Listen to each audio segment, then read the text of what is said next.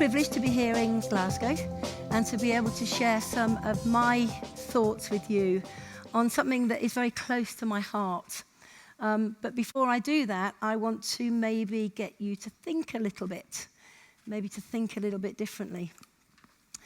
The average person lives to be 78 years old. That's 938 months. That's 28,560 days. That's 685,440 hours. That's 411,126,400 minutes. We need to celebrate every single second of our lives. My name is Jayne Leach, as Kat said. I am a global leader. I am a mentor, a business coach. I'm a mum, a friend, a wife. I'm an entrepreneur, but more importantly, I'm a professional network marketer. And it's my pleasure today to take you through some key elements of understanding how to embrace all that life has to offer you, how to set some big, bold goals, and how to make 2018 your best year yet. What I want to do before I do this is take you through a little bit of my journey, because I stand up here as a diamond manager, as a successful professional network marketer, but my life hasn't always been what you see on the stage today. You know, prior to Forever Living, my background was in farming. It was horses, it was equestrian, it was farm management, and I had a great way of life like so many people have, but I was working hard for somebody else.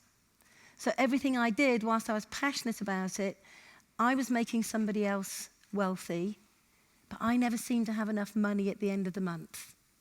Can anybody relate to that? Yeah. And I remember coming to a crossroads in my life where I went through a very nasty and acrimonious divorce. And I became a single mum with two little boys who were 6 and 8 at the time. And I moved away from the family home. I moved back from Norfolk to Buckinghamshire. And I had probably one of the toughest parts of my life ever. But isn't it interesting, out of adversity, there always comes a moment when we realize there is more to life than where we're at that moment. And I remember after 18 months of struggling, and I mean really struggling, and you know, this is, again, like Kat said, it's not a sob story, but there are moments in our life that define us because of the choices that we make. And I was working at the time, lambing in the evenings in the lambing sheds, and I was sort of riding horses throughout the day. I was surviving on 3 to 4 hours sleep a day. I wasn't making much money, and we were literally living day to day. You know, it was that tight on the way that I was existing whilst going through a difficult divorce. And I'd almost reached kind of rock bottom. Can anybody relate to that? When you just think, you just don't know where to focus. You don't know, you lose all your own self-esteem. Everything goes. You're just existing. And that was where I was at. And I remember clearly the moments that I decided it wasn't going to stay like that. I had a long night in the lambing sheds. We were lambing about 3,000 ewes, very physical work. I was doing all my own veterinary work as well. And it's pretty full on. You don't sleep all night. And it was about 5:30 in the morning. It was a very cold, wet morning. And I came back to the house. The house was actually on the farm, so, you know, I was backwards and forwards looking at the boys in the evening. And I came back to the house. I was tired. I got the kids up, you know, functioning in automatic overdrive, got them off to school. I knew I had to come back, take a hot shower, turn myself around, then get down the stable yard to sort the horses out. So I was, you know, when you are bone tired. And as I was sitting down having a cup of coffee, just had a shower, getting myself psyched up to go back out, the postman came. And he dropped 4 letters on the doormat. And I picked myself up and I went to pick them up. And the first letter was an electricity bill for £85. And I didn't have £85. The second letter was a tax form for the car tax.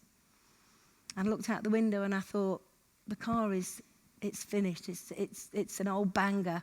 It's not even worthy of car taxing it. The third letter angered me because it was a letter from my landlord and he was asking to put the rent up. And I looked at this house that I was renting and it wasn't worth the rent I was paying and he wanted to put it up by $150 a month. But it was the fourth letter that changed everything. The fourth letter was a letter from school, and it was a letter inviting the boys to go on a school trip. And I couldn't afford it. And it was only £125, and I didn't have the money. And my kids were the only kids out of the whole school that didn't go on that trip. And that was my paradigm shift. That was the moment when I said, enough. I am not prepared to live a life of mediocrity anymore. Something has to change. And for every one of you, there will be a moment when you have that paradigm shift, where you say enough, where you will not accept the situation you might be in at this moment, or have been, or maybe will be in the future. We never know when this paradigm shift is going to happen. But I knew in that moment, if my life was to change, I had to change. And I had to accept full responsibility for my life going forward. I had to stop wallowing in self-pity. The past was the past, and I had to put it to bed, and I had to move forward.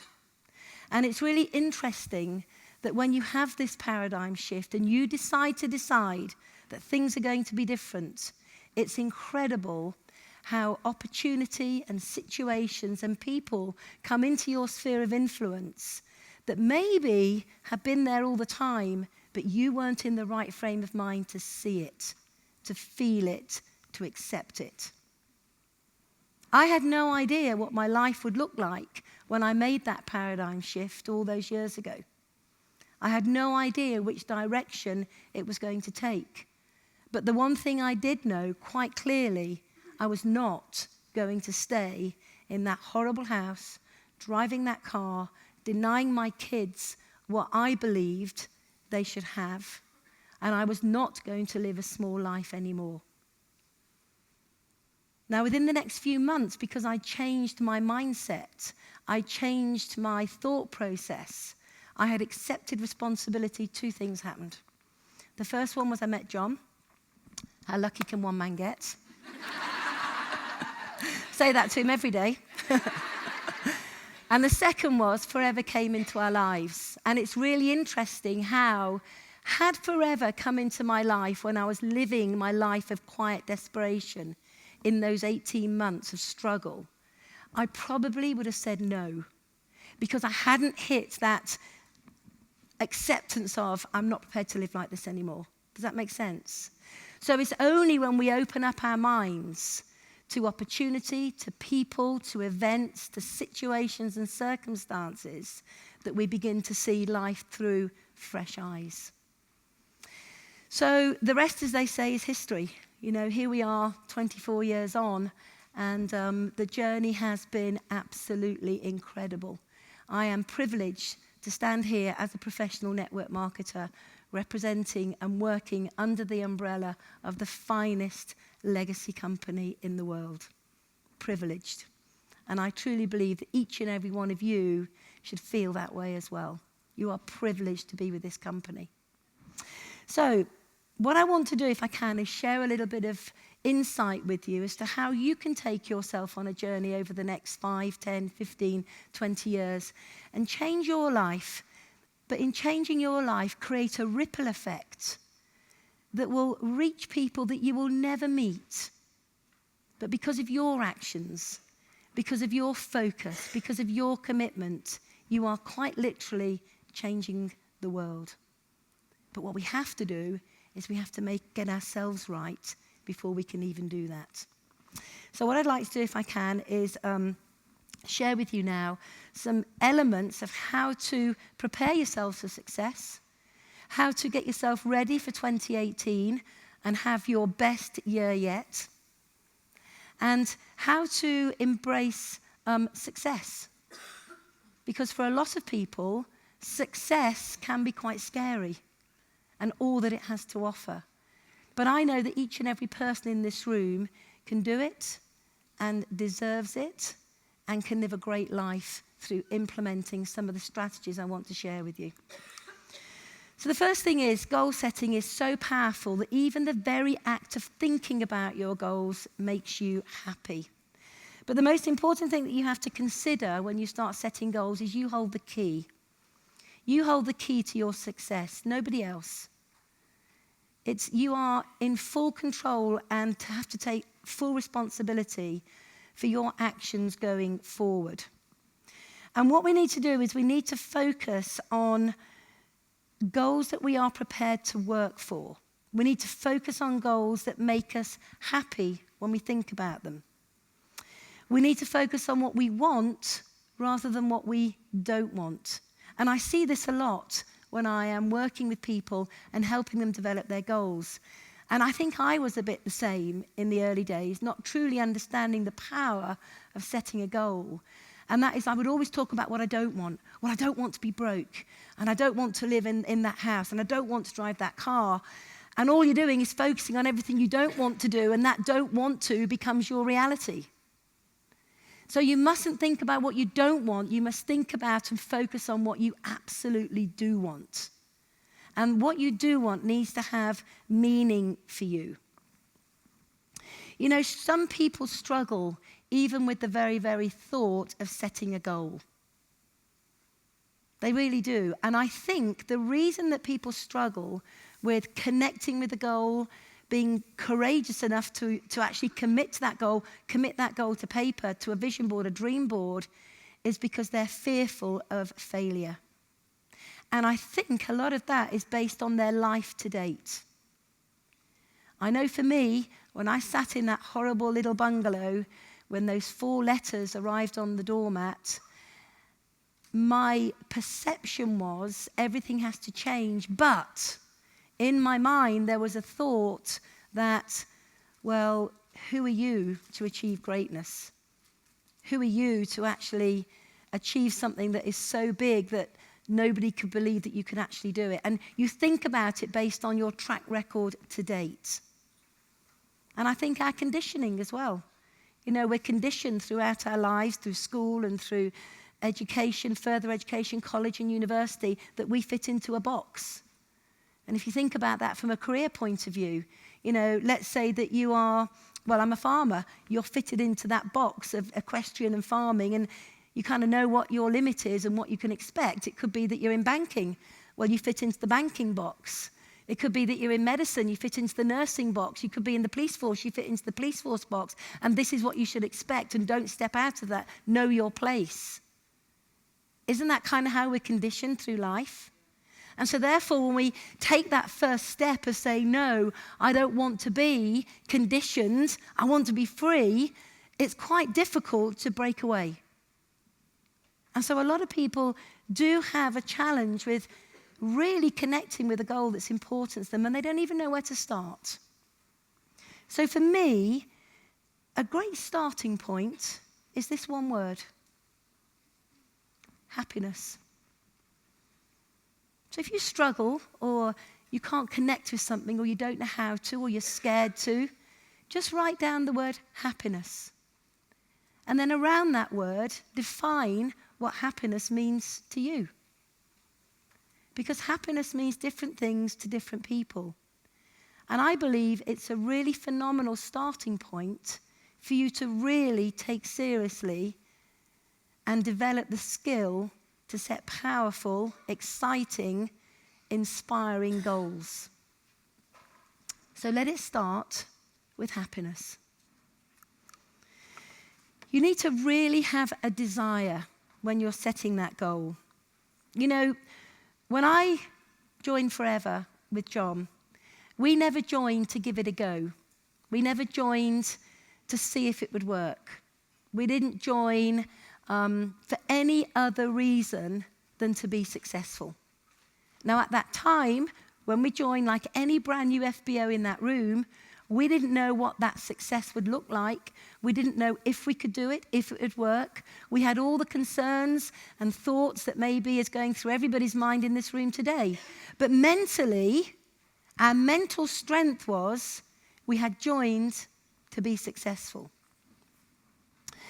And I've certainly learned over the years that with that mindset, that desire for a goal is essential. Your desire to achieve something, that word desire, is fundamental to success. It must be intense. It must be deep down and burning. It must be a fire in your belly. And the question you must ask yourself around the word happiness is, what do I really want my life to look like? What in your heart of hearts do you really, truly want? Let me ask you a question. If you could achieve one goal in the whole world and you were absolutely guaranteed success in achieving that goal, what would it be? What would it be? And this is a question that maybe you'll answer later, maybe not today. Maybe you'll take that question home and you'll look at it later on tonight or tomorrow and you'll really begin to internalize it and say, what is that one thing that if I was guaranteed success, that I would really go for? What is it? And sometimes we don't ask ourselves these questions, and therefore we kind of play around at building a business. We don't give it the respect and the focus that the business needs in order to allow you to achieve the things that are important to you. But it's the intensity of the goal that will determine your actions. And it's your actions that will determine your successes. You see, for my very first goal when I joined Forever, I was prepared to put 100% effort into it. I had a goal, even though I was broke, that I wanted to put my kids through top private schools. That was my goal. That's what I wanted to do. But it was amazing how up to that point in my life, it had been a dream. And the reason it had been a dream was because I didn't believe I could ever do it based on the job I was in at that point. Because I was barely living day by day, so how could I ever achieve a dream of putting my kids into top private schools, which is going to cost me $50,000 or $60,000 a year for 2 of them? So there comes a moment when I have to actually believe in my ability to take the action in order to achieve the goal. So I changed my focus from it being a dream to being a deep down burning desire. And that's incredible when you do that, because things do begin to change. I began to wonder, what would it be like when I took my boys to those best schools? What would it feel like? What would it smell like? I began to think about how I was going to make a plan to make that a reality. It was something that became all-consuming, and the clock was ticking. So write down your goal, commit it to paper, and then go and put yourselves into the position of seeing and feeling the goal. You see, because up to that moment, whilst I'd had a dream of putting the kids into private school, I didn't know which one it was going to be. I'd never been there. I didn't know the perspective. I didn't know anything about the school. So therefore, I had no emotional connection to it other than this dream.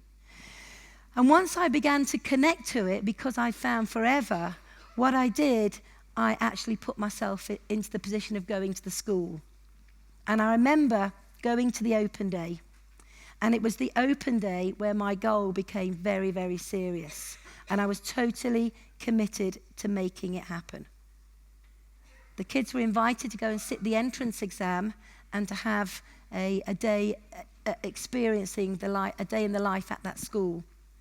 And I remember dropping Marcus off. He was only 7 or 8. And I remember going to pick him up in the evening. And he put his little hand into my hand. And he said, "Mummy, I really want to come to this school." Boom. There is such a deep down emotional connection that you will do whatever you need to do. There was the shift in my thinking from dreaming about it to making it a deep down burning desire. And that's what you need to do. Because then you'll do whatever it needs to take to achieve it. But it's got to be personal to you. So it must be intense. And the very idea of achieving the goal must make you happy and it must excite you. That does not mean to say it won't challenge you. You will not question it. It does not mean to say that you sometimes will doubt yourself. But it must make you happy. It must be clear and specific. And you must be able to define it in a way that gets you totally passionate. It must be measurable and quantifiable. Very, very important. But as equally, you must know when you want to achieve that goal. So, that's where I want to go on to now. Believe the goal is achievable. When I left my husband, after 10 years of mental abuse, pretty much every day, being told that I was useless, worthless, would never amount to anything, never achieve anything, I believed him. Because mental abuse on a daily basis, it kind of chips away at you. And you get to a stage where you believe you are that person. And when I had the courage to leave him and walk away, he said to me, "You'll never amount to anything and I've got no respect for you." Anybody watch that film, Pretty Woman? You know, the one where she walks in looking a bit tatty and she's got money to spend and they look her up and down and she leaves? You remember she goes and reinvents herself and walks back in and they're falling over themselves to help her and she blanks them and walks out? That was my moment when I made more in a month than my ex-husband made in a year.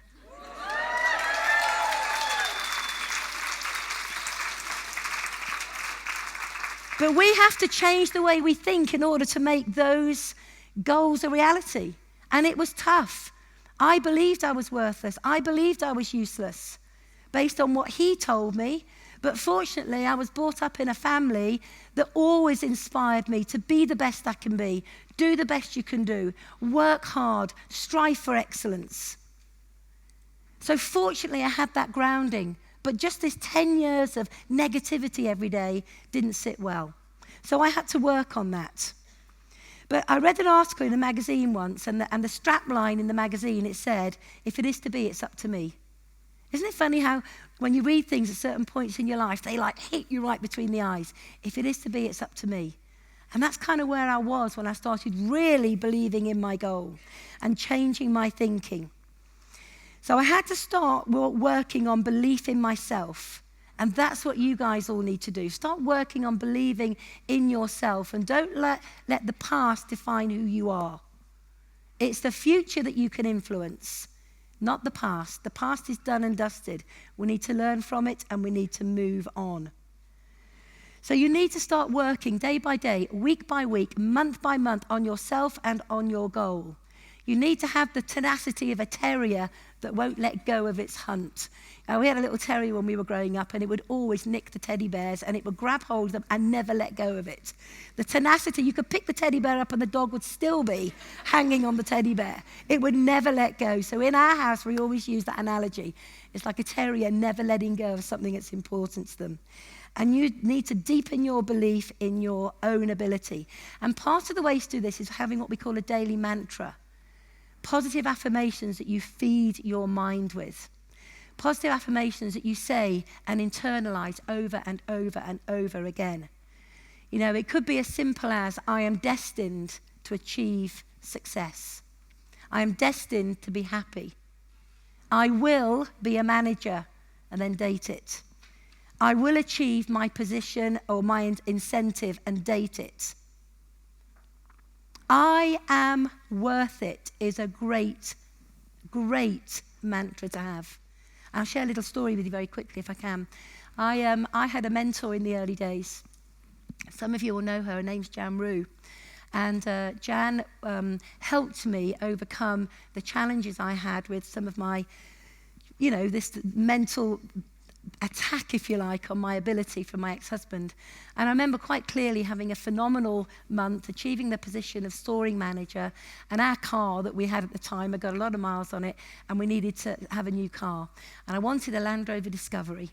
At the time, I was driving some estate car.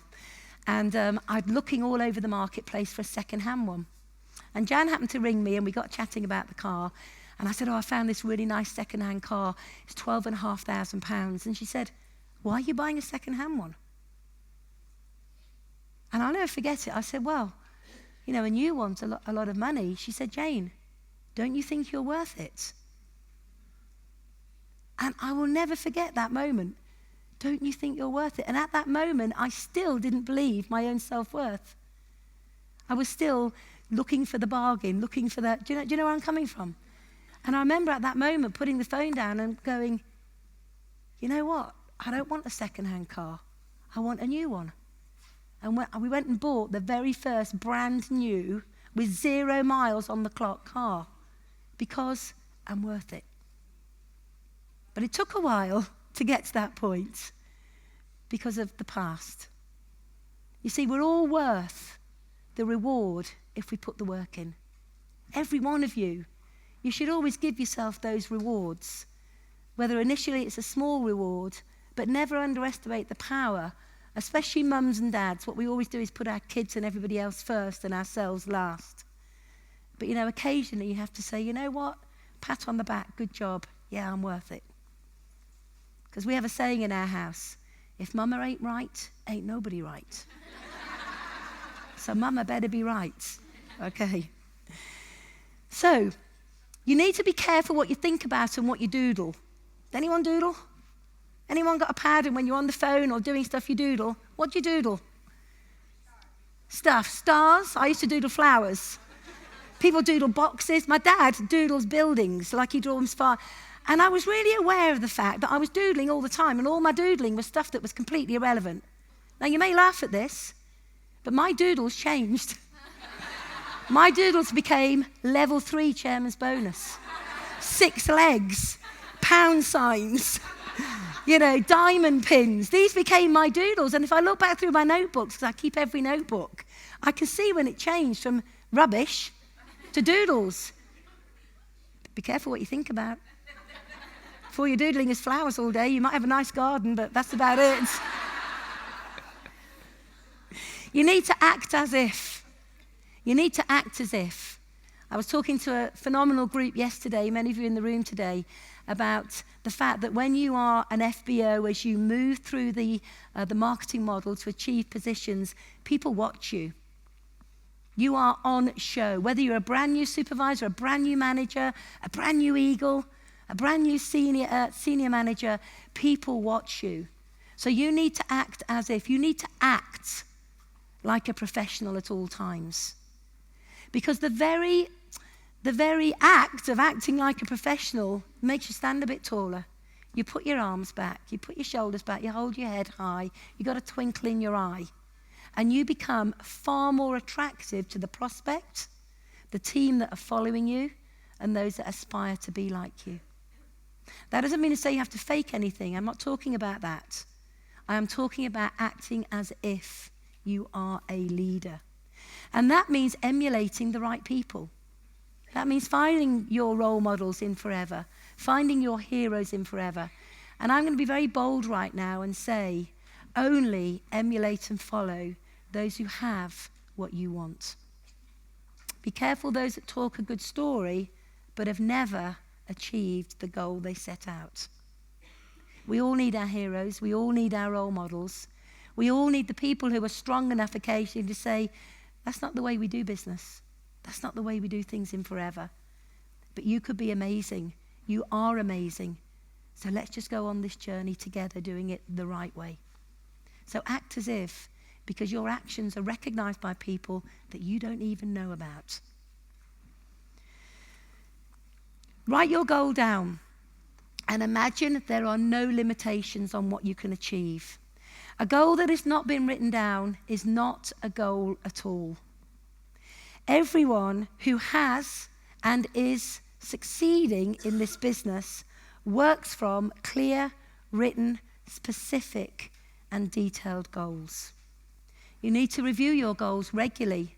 That means daily, weekly, monthly, quarterly, and annually.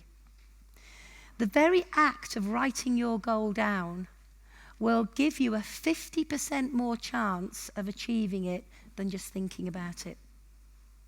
And over the years, I've learned that the hard way. I was quite resistant in writing goals down in the early days because I didn't think I needed to. I said to my sponsor, I don't need to write it down. I know what I want. It's in my head. But what was fascinating, when I finally let myself go to the exercise of writing the goals down, every single goal that I wrote down for that year came to be, apart from one. And this was one where I wasn't thinking big enough. When I joined Forever, my car was horrible. And I wanted a brand new pickup truck. There you go, I wasn't thinking big enough, was I? I wanted a brand new Suzuki Vitara pickup where I could put my kids in, put the horse tack in, put the bikes in, get the dogs in. You know, it's a real outdoor vehicle. And I'm sad to say, at the end of the year, I didn't achieve it. But what I did have was a brand new, shiny, blue Mercedes. I'd never had a Mercedes before. I didn't know what to do with it when it arrived. I clearly remember it. Well, that's another story. I'll tell you a bit later on. But that was a goal I didn't achieve. But it was actually a goal I didn't achieve because we got the car program earlier than the end of the year. And as a result, we got a blue Mercedes. But everything else, we ticked the box on. And they weren't huge goals to begin with. They weren't massive, but they were goals that were meaningful in our family. So I want to ask you a question. If your life were ideal right now, where would you be living? If your life was ideal right now, where would you be living? What kind of home would you have? What kind of material possessions would maybe you and your loved ones have? What schools or colleges would your children be attending? What kind of holidays would you be enjoying? What kind of car would you be driving? Would you be playing sport? What would you be doing with your free time? What would you truly want for your family and your loved ones? There's a big question, isn't it? Remember, the question I asked was, if your life was ideal. And I know for a fact right now, and also from personal experience, that I have goals still left to achieve. I have goals that I want to make happen. They're not necessarily monetary goals, because that's kind of done. Kind of got that bit sorted. But there are goals that I want to achieve, and I set goals every day, every week, every month, every year. And sometimes those goals have to be realigned with how ideally I want them to look. And so you have to ask yourself that, and then you have to take the time to write it down. But not just in a business sense, in a complete sense. And that's why I say think about your ideal life. Because we are architects of our own future. Our lives the perfect ideal life doesn't happen by accident. It happens by design. But we have to design it. We have to be in that driving seat. And when you have actually written down this ideal life, you need to look at it every single morning, the minute you wake up. And you need to read it every single night before you go to bed. And what you do by doing that is you begin to implant a blueprint of how you want your life to look like on your mind. And the mind can only focus on specifics, can only focus on what you have told it to focus on. It cannot focus on a whim, a dream, or a thought. So be careful what you wish for and what you think about. And then once you've got there, you need to determine your starting point. The next point to do is to look hard at where you are today in relation to the goals that you want to achieve. And if you want to work on becoming completely debt-free, then you need to have a plan going forward on how you'll do that. And you need to understand what kind of business you need to develop to become debt-free. If you want to put your kids into private education, you need to look at what that will look like financially, and then you need a plan that helps you work towards achieving the financial goal to give you private education. But a big trap that most people fall into when they have a starting point in building their forever business is they look at their past performance rather than determining what they have to do to go forward. And I see this a lot. People hold themselves back based on what they've achieved to date in their lives. Not just in forever, but generally. Just generally. I was sat with a lady a few months ago and she told me her goal, which was very inspiring. She said, but I'll never achieve it. And I said, why is that? She said, because I've never really achieved anything in my life to date. But that became her mantra. That was her mental mindset. That was how she saw herself. And that's why I say we can't influence where you've come from to date, but we can influence where you're going to for the future. So you need to think about how you're going to make the future your reality. So it's about taking stock of your businesses. It's about working ambitiously, becoming hardworking, and wanting to achieve things that are important. And you know something? Every single one of us can draw a line in the sand today and decide that as of tomorrow, we're going to do things differently. We're going to take more action. We're going to treat our business more seriously. We all have that luxury of line in the sand. So if where you're at today is not where you want to be, then draw that line in the sand and say, as of tomorrow, everything's going to change. You've got a day today filled full of incredible content. By the time you leave this room tonight, you will have had some key ideas shared with you that you can quite simply put into place tomorrow that will, if you work on them properly, will guarantee that 2018 will be not average, but phenomenal. But you've got to decide that based on going forward, not what happened in the past. So the question that you have to ask yourself right now is, knowing what I know today, is there anything that I'm doing that I would not do if I was starting afresh? This is a really good question. Right, and I know that for every single FBO in the room that is connected and working, every single one of you have fallen into some bad habits, because we all do. Procrastination is right up there with one of the worst. I'll do it tomorrow. Yeah, I'll do it tomorrow. I won't do that. I don't like that bit of the business. Yeah, I'll reinvent the wheel there. No, I can't be bothered to... We've all got those bad habits. So I'm going to give you 2 words that will change the direction of your business forever and make you highly successful. You ready? Stop it. Okay. So think about the things that you do right now that might well be holding you back. And you need to stop doing them, recognize them, line in the sand, and tomorrow's a new day. You need to get your plan in place because we're going into a new year, and you never leave your goal-setting plans for the next year too late. You should all be working on them right now because you'll be amazed at how quickly this year will finish and next year will start. And if you don't have your strategy in place for actually December, because what you do in December will determine the way you start the year in January, then you're going to lose January, February. Because you'll be so busy trying to make it happen, catch up, that those that are determined their starting point, they're already way ahead of you. So that right now even determines about what you're going to do in December. There's a bit of advice for you that maybe you hadn't thought about. So, if you only had 2 reasons, or 1 or 2 reasons for wanting to achieve a major goal, you will have limited and small motivation for wanting to achieve it. But if you have 30 or 40 or 50 reasons for wanting to achieve a major goal, then you begin to create an excitement inside of you that becomes bubbling. It's contagious. It's always there in the pit of your stomach. When I first started in Forever, I was very motivated to put my kids into private school. And one of my other dreams was to build a beautiful home. And I call it my forever home. And I realized I didn't just want to build a beautiful home because there's just one reason.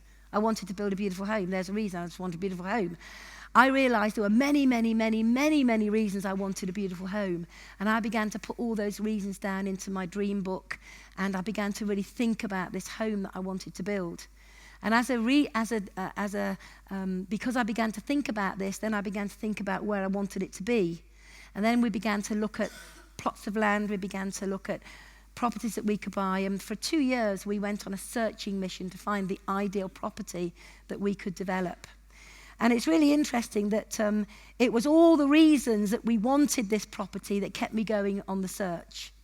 You know, I had a dream ever since I was a little girl that I wanted my own farm, not necessarily to make money from it, because I don't want to make money from farming anymore, but I wanted to walk my land. And I wanted to have that peace and tranquility around me.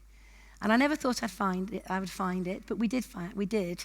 And it's a beautiful home that's sat in 50 acres of land. And when we found it, it was a 15th century farmhouse that had been partly renovated. It had horrible old farm buildings, horrible old stable block, and a burnt out, disused barn in the grounds. All the driveway was overgrown, all the hedges needed cutting, the grassland was awful, it was horrible. But I had a vision, and I could see what it could be. And we went on to develop the farmhouse, which is now actually a listed building, and it's a house of historical interest.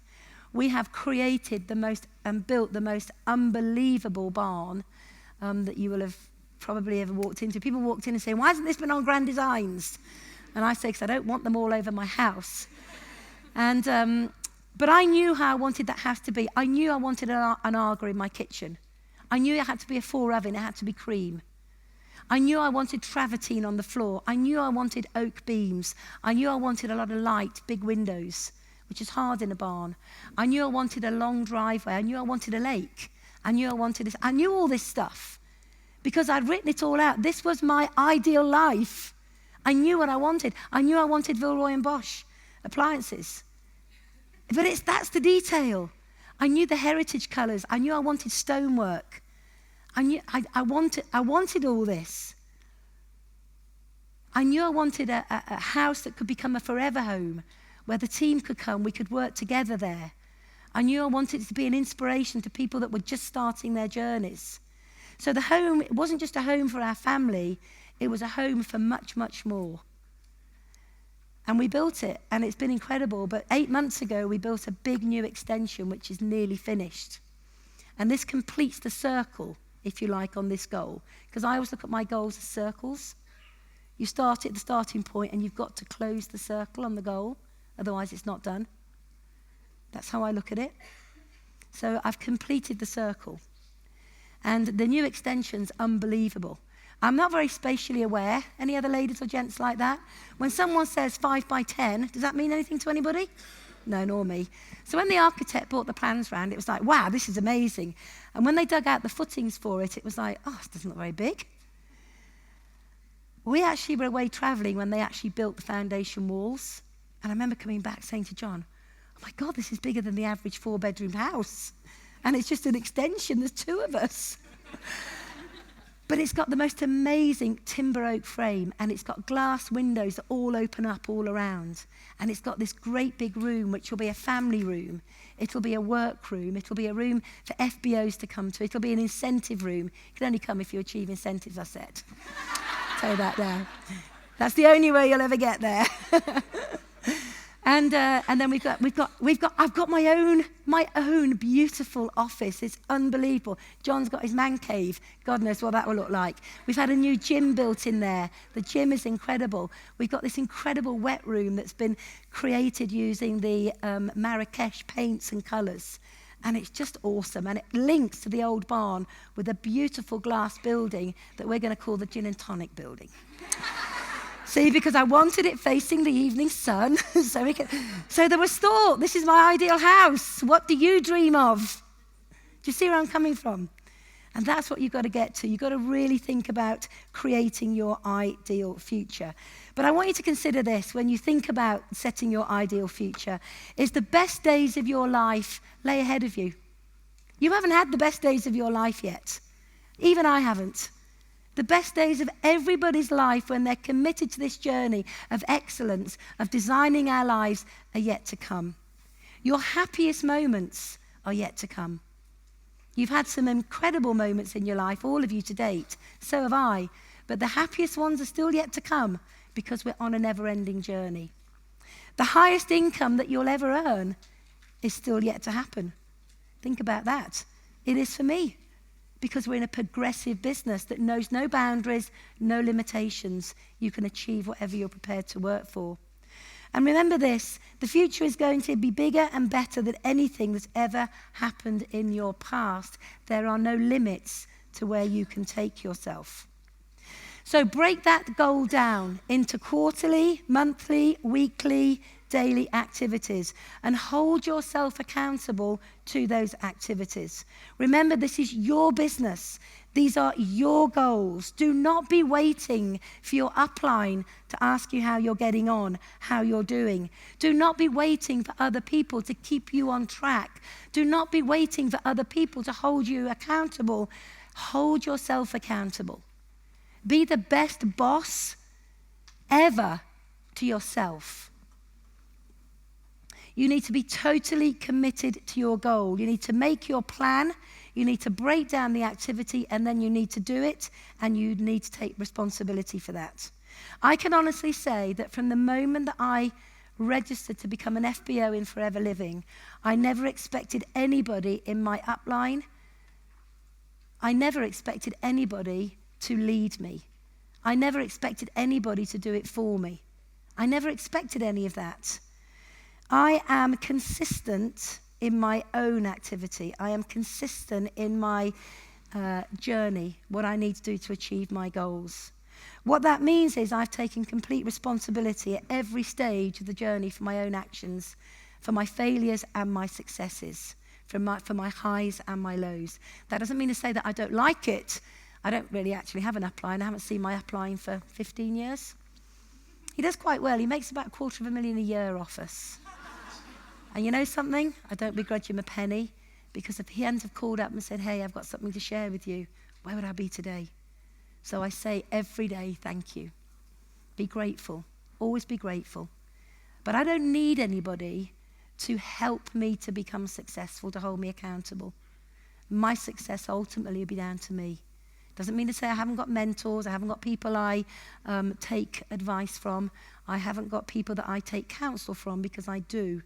But you know something? If they weren't there, I'd do it anyway. I'd do it anyway. And you have to ask yourself that same question, would you? Because if you're waiting for someone else to do it for you, it's going to be a long wait. And you mustn't do that. You can't hit a target that you can't see. So you really absolutely need to keep saying to yourself, I've got to measure it and manage it at all times. Now, the other thing that you've got to do is identify any personal obstacle that could be in your way. We've all got personal obstacles that could be in our way. And two of the biggest obstacles that I've noticed in any journey, is fear and doubt. Fear of failure, fear of rejection, fear of ridicule, fear of other people's opinions, fear of a lack of knowledge. And it goes on and it goes on and it goes on. And what's really sad, I see people set their goals. I see people really excited about the future. I see people really excited about achieving something that's important to them. And then suddenly something happens that knocks them. Every one of you will have had that happen to you. Some of you will have had to face the fear of rejection. That was my biggest stumbling block. Anybody else relate to that? That for me was the hardest thing that I ever had to come to terms with. And there was a moment in time that actually it could have been sliding doors. And I will share a quick story with you. I've only got 10 minutes, but I'll share a quick story. When I first started in the business, I was ignorance on fire. I had no idea what I was doing, but I was so passionate about it, loved it so much. I was just out and about every day, every minute that I could around the kids and my existing commitments. And I went to the village and I saw lots of friends in the village and lost and bought product off me. They were very happy for what I was doing. And then I went to see a friend of mine who I always thought had the dream life. They had a big farm, they were highly successful, they had their kids in private school, they drove nice big 4x4s. You know, the kind of thing that you see where you think life is hunky-dory. And I went round to see her and she said, oh, these are really exciting products. I love it, Jayne. Leave the brochure with me and I will have a chat with my husband and we'll come back to you tomorrow. And that was it. I went home to John. I was so excited. I said, oh, Fernie's going to look at the business and look at the product. I can't tell you how excited I am. Next morning, took the kids to school, stopped in the local village shop, and my friend in the shop, Jackie, said, what have you done to Fern? I said, what? She said, she's been in touch with all of us and told us not to talk to you. I said, what? She said, yeah. She said, you're doing something, culty thing. And, one of those pyramid things. And she said, we're not to talk to you. I said, Jackie, you know me better than that. She said, yeah, but you want to watch out, Fern's on the warpath. And I went home and I shut the door. John had gone, kids were at school. And I shut the door before going down to the farm. And I was that close to leaving. That close. Because the very thought of people talking behind my back, of her creating a challenge where there wasn't a challenge, of her ridiculing what I was doing, the decisions that I'd made. When John got home that night, I said to him, I don't know about this business. It's pretty tough. I don't like it when things like this happen. And he actually said to me, he said, man up, girl. John is my biggest supporter. He's amazing at making you see what you need to see. He said, man up. He said, she ain't going to pay your bills. She's not going to put your kids in private school. He said, she's not going to get rid of the debt that we've got. He said, her opinion doesn't matter. But that was hard. It was still hard. But nevertheless, I carried on. And I remember a moment when we had our first car. And this blue Mercedes had been delivered to the house. And I didn't know what to do with it for the first couple of days because it was just so amazing. Anyway, John got home. He was still working full time. He got home and he said, right, get in the car. I said, why? He said, get in the car. And it was a nice warm evening and we got in the car. Lovely smell of leather smell of a new car. It's very sexy. So we got in the car. We didn't stop in a lay-by on the way, sorry. We got in the car. Sorry. Had a moment then. And as we drove out to the drive through the village, he put the indicator on to turn right. And I said, what are you doing? He said, just be quiet. And we drove up Fern's Drive. And it's like my palms are going all sweaty and I'm thinking, what's he doing? And they had a beautiful big drive with a big gravel turning circle. And there they were, sat in the evening sun with their gin and tonics. And I'm thinking, he drives up, he presses the button, the electric window went, shh. And he put his head out the window and he went, you're damn right it doesn't work. Shh. And we drove off. So, never ever allow any fears ever to stop you achieving your goal. Whatever that fear may be, remember that it's never, ever, ever the time to quit. You never quit. You learn how to handle the fear and you learn how to move on from it as quickly as possible. But the other thing is that there's self-doubt. And self-doubt is a nasty one. It can be a tough one. You've set these big goals. You've got your plan in place. You're going to have your best year ever. And then suddenly, on this little shoulder, there's that little man. And you're going, right, I'm going to make my 5 calls today. I've got my launches ready to book. I'm going to do this. And this little man is saying, you're useless. You'll never do that. No one's going to listen to you. Why are you bothering calling them? They don't want to take you. They're going to take you seriously. Anyone got that little man on their shoulder? Who's got one of those? Oh, be honest. You've all got one. I know you have. I know you have. And then on the other shoulder, you've got someone saying, you're amazing, you're wonderful. But this little guy on this shoulder is saying to this guy, she's not wonderful. She can't do it. No one's ever going to take her seriously. She's never going to achieve her goals. I had that little man of self-doubt, and it was fueled by rejection, my fear. So every time someone rejected me, this little guy was going, see, told you so.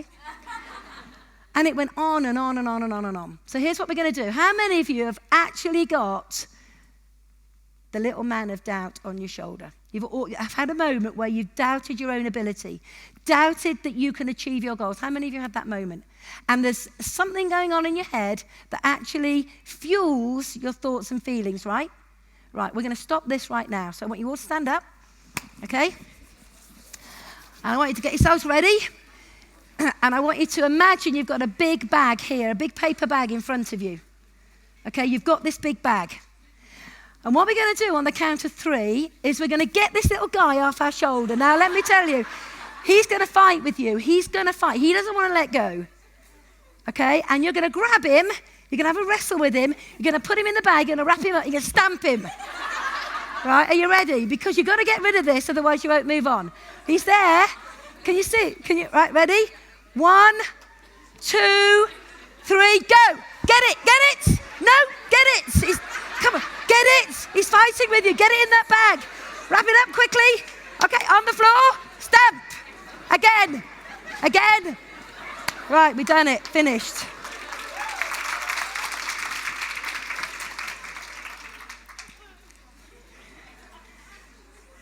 I want you to think one thought as you go forward in building your business. Whenever you have that moment of doubt in your own ability, just remember this moment and ask yourself, what would Jayne do? And if you have to have a little stamping session in your home, just do it. Okay, so identify the knowledge that you need in order to achieve your goal. You know, you can get lucky or you can get rich. You can get lucky or you can get rich. And what I mean by that is, so many people think that network marketing is about stumbling upon a couple of good people and they're going to make you wealthy.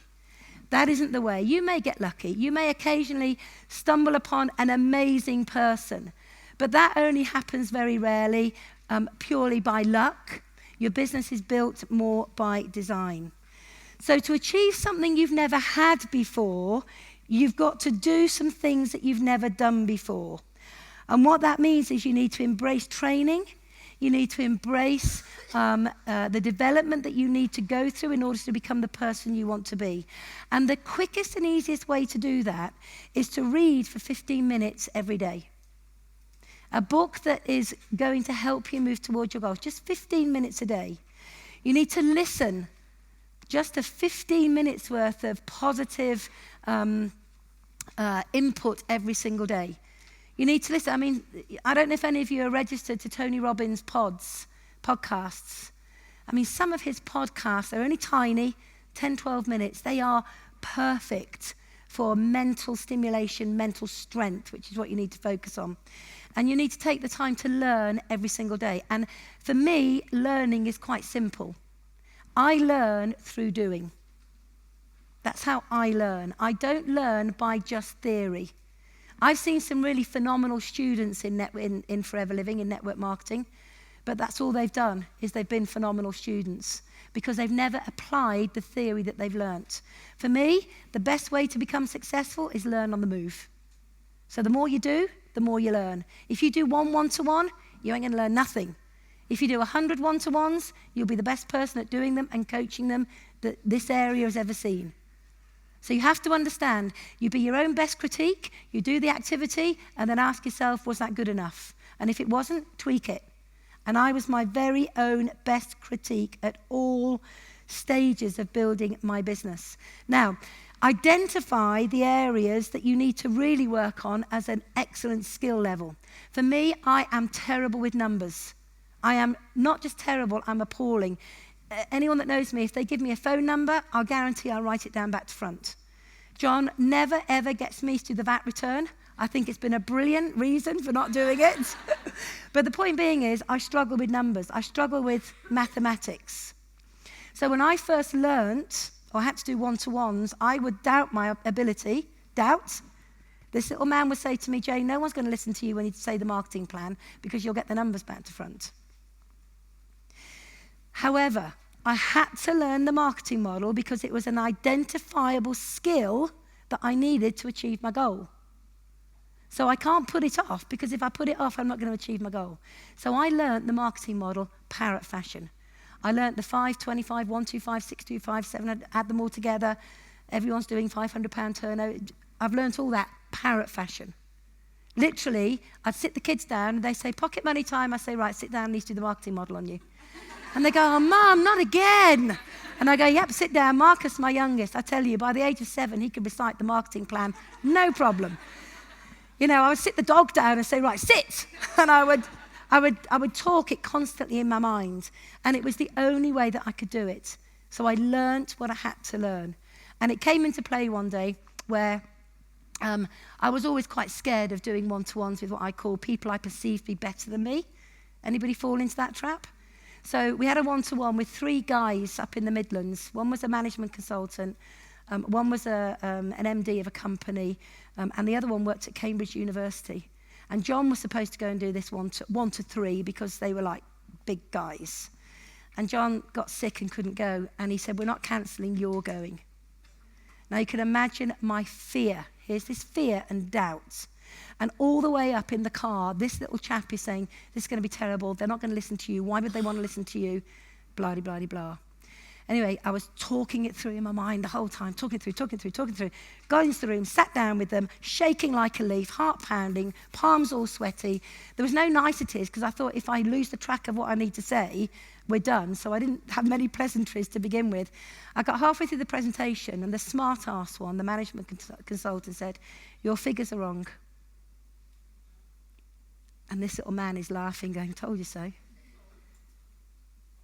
So I looked at him and said, my figures may be wrong, but I'm rich and you're not, so shall we carry on?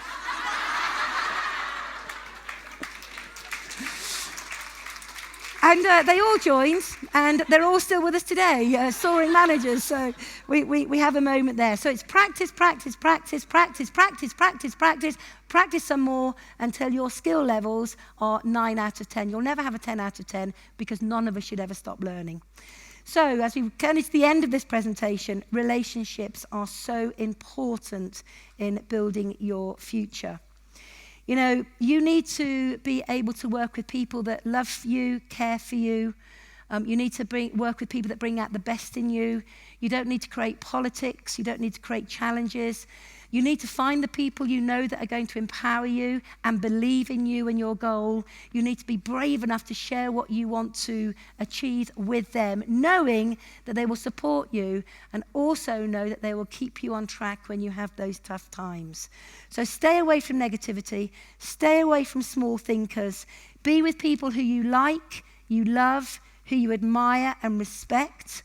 Be with people that treat you with kindness, with courtesy. Be with people that have compassion and become that person. Become the person that you want to be around. And you will generate the most incredible community as you build your business. I believe that I am a strong leader, but I'm also very compassionate. I'm strong enough to tell you what you need to know rather than you want to hear. I will believe in you. I will empower you. I will nurture you. Sometimes I will give you a telling off, but it will always be from love and respect. And other times I'm there when the going gets tough to be empathetic with you, but not sympathetic. Always have that empathetic shoulder where people can come to you. So surround yourself with people that genuinely want to see you achieve your goals. And finally, you need to make a plan. You need to know how many calls you need to make a day, how many calls you need to make a week, how many one-to-ones or videos that you need to do every week, every month, every quarter. And you need to stick to it. And I will go as far as to say that when we first started in building our business, we didn't know if this was right or wrong. But we got to a stage after getting to manager and having a nearly £1,700 bonus check within 14 weeks. The month after, the check dropped to £700. And it was in that moment that we had that doubt. Could we do it? What have we done wrong? All these doubts and concerns flood back in. But we realised one thing, that this is a business. And if you treat it like a business, give it the respect it deserves. In other words, you look at your activity, your plan of action, it will give you everything that you ever want. But if you play at it and procrastinate and put off what needs to be done, then I'm sorry, but it's going to take you a long time to achieve your goals. So don't be busy doing all the wrong things. You know, you need to be doing things on a daily basis that move you towards your goal. And if they don't move you towards your goal, stop doing them. My advice is get off Facebook, stop comparing yourself to other people, stop looking at what others are doing and then thinking you're useless. Every single person is unique. Every single person is incredible. Every single person has got the seed of greatness within them. But when you start comparing yourself to other people, you will doubt yourself. That word doubt again. Every one of you can achieve your goals. So only be working in the areas that move you towards them and let go of those that actually stop you moving forward. And what I really want you to do is start with the end in mind. So if you want to be a manager, how many months do you want to take to get there? If it's 6 months, you set the dates. So let's say that it's November, December, January, February, March. End of March, you want to be a manager. You then work it backwards. How many case credits do I have to do in March? How many in February? How many in January, December, November? And then what you do is you say, right, in order to get those case credits, how many contacts a day do I need to be making? And then you actually stick to the task in hand. For us, it was 5 contacts a day. 5 contacts a day, come what may. We committed to this and we were true to it. To the extent where one night we got home from the BP and I looked at John, he looked at me. It was very late. He said, "What?" I said, "I've just looked at our records. We've only done 4 calls between us today." Now, we were actually in bed at that stage. He got up, he got dressed. It was about midnight. He got in the car. He drove down the highway for about 2 miles to an all-night petrol station. He went and knocked on the window. The person behind the window was not incredibly desirable. And he knew he wasn't going to join the business, but he knocked on the window, bought a pint of milk, which we didn't need, and then said to the guy, "I don't suppose you're interested in the business opportunity," of which the response was just a grunt. Now, it's not the actual communication, it was the fact that we were committed to those 5 contacts a day. You see, the average person would have said, "Oh, never mind, I'll do it tomorrow," but you don't. And the compound effect kicks in. And what you don't do today will have an impact at the end of this month. And what you don't do this month will have an impact on what happens in January. Do you see where I'm coming from? So you need to make your plan and you need to move it backwards. So you need to plan, do, review at all times. You need to visualize your goals continuously, and you need to never, ever, ever, ever give up. You must decide in advance that nothing is ever going to stop you. And trust me, there have been days that I have wanted to quit. You know, I had a bad hair day about 3 months ago where it was just, that's it, I'm done. I don't need to be doing this crap anymore. Yep, you see, we all have these days. We are only human. But you never, ever give up. You deal with it. You're allowed 10 minutes. 10 minutes of pity, then move on. Okay? Because the clock is ticking and we cannot get back time. So, the most important quality that you have to develop is that you need to stay focused at all times and commit to your plan. This is your plan. It's not anybody else's plan. You can make excuses or you can make money, but you can't make both. And I'd like to finish by saying there is a day that you get into network marketing, but nothing happens until the day that network marketing gets inside of you. You are privileged that you are with one of the finest companies in the world, a company that genuinely cares from the bottom of their heart about you and your families. You can build a legacy that will outlive you and be there for generations to come, that for people that you will never, ever meet. You need to take it seriously. You need to work it as a business. You need to develop the skills you need to learn. You need to start with happiness, and you need to go from there. Thank you very much for your time.